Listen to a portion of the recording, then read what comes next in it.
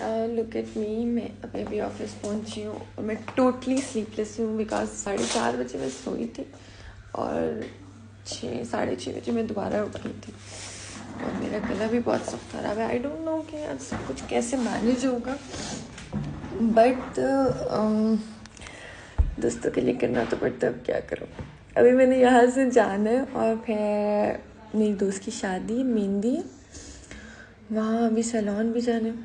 बहुत काम है आज, मेरे बहुत ज़्यादा काम है।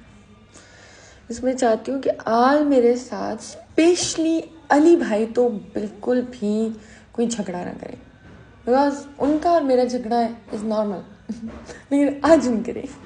मैं आप लोगों को बताना चाहती हूँ कि ऑफिस में कौन कौन आ चुका है, ठीक है।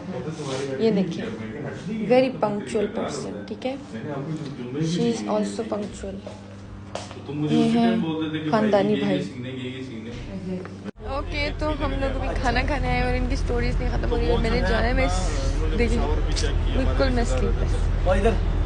सो अभी मैं सैलून के लिए निकलने लगी हूँ और बज रहे हैं 3-3:30 बजे। 4 बजे तक मैं सैलून पहुँचूँगी, ठीक है। गरम लगता है, आज मैं काली लग रही हूँ। कोई बात बहुत लगी।